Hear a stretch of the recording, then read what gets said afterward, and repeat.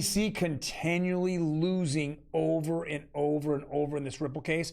It is becoming embarrassing that they even continue to try to say that this case against Ripple is about securities. It's more about hide and seek. Hello, everyone, and welcome to OG Crypto and NFTs. Monday through Friday, I come to you with the latest and greatest news in crypto and NFTs. Hit that like button, but especially hit that subscribe button. I'm going to give you the best 5 to 10 minutes in crypto news on a daily basis. Let's jump right into this. First article, XRP, big tactical win for Ripple as Judge Netburn accuses SEC of hypocrisy. This is becoming embarrassing. I literally saw Gary Gensler on Jim Cramer last week, and Jim Cramer continued to say how great a guy Gary Gensler is. Gary Gensler is a douchebag, complete douchebag. They are hiding information and emails about issues that they've had internally, and they've been scolded internally, but they won't release it. And it's slowly but surely coming out in this Ripple case. So in the last couple of days, the SEC has gotten hammered. Number one, they wanted to conceal all information about why they felt that Ripple or XRP is a security. They had an expert witness that was going to tell people how that XRP holders and purchasers felt about buying them and making it a security, buying the XRP token and making it security. Yet John Deaton, who on the Ripple side has 68,000 XRP holders, and all the reasons why they're not buying it just for the price action of Ripple and XRP, but for a lot of other use cases. Now, when I look at why the SEC wants to conceal this away from the public, is because the XRP community is just absolutely crushing information out there and refuting a lot of issues that the SEC brings up.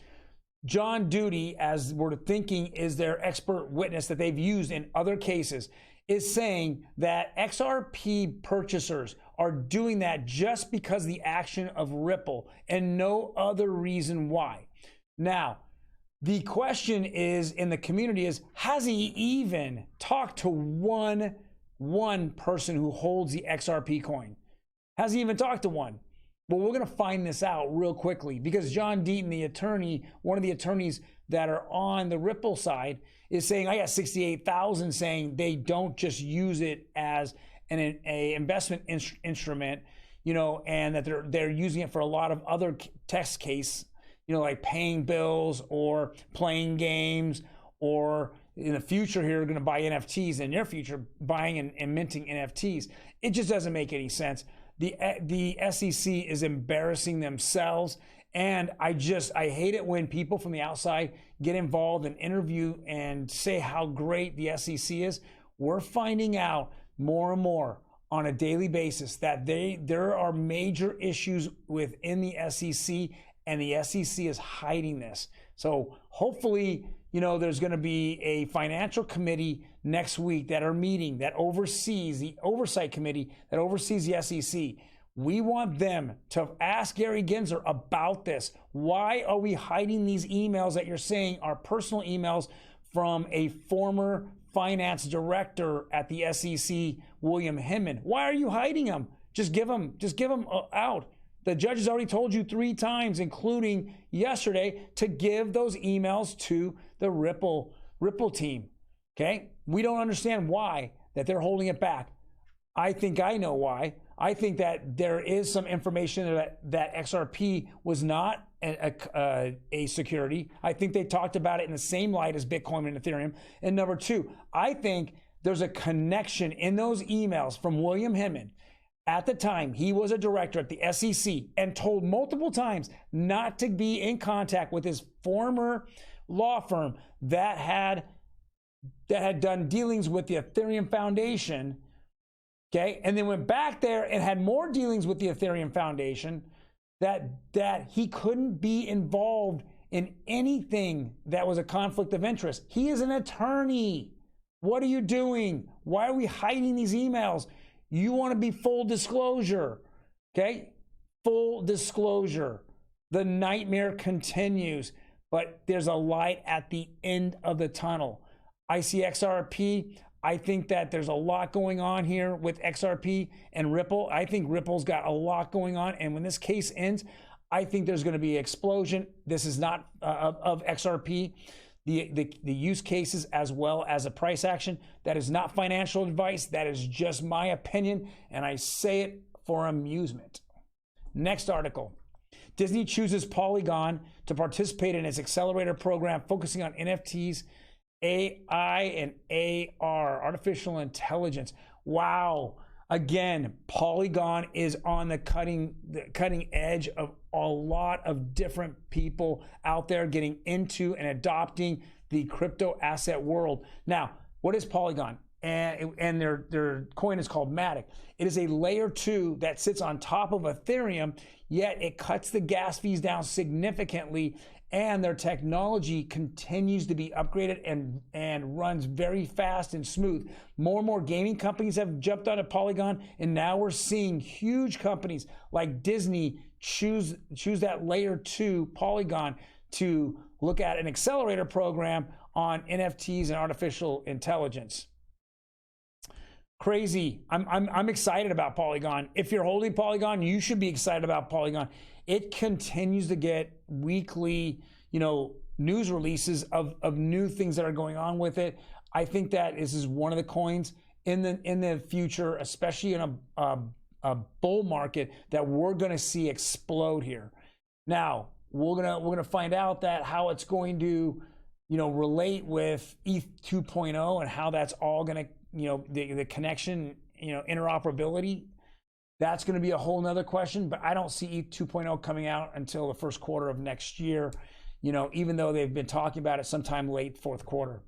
Next article, we're back to the saga. This is a soap opera. It's the Voyager, Celsius, Three Arrows Capital, BlockFi,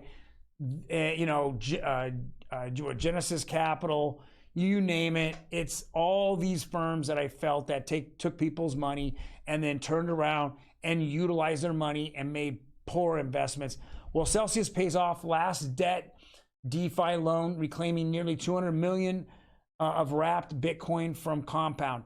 This isn't, the things here, they're just unwinding at this point. Now, I know that I've heard a little birdie on the market say that they hired a law firm, a law firm in which told them they needed to go bankrupt, and get some kind of, Chapter 11 so they can back off their creditors.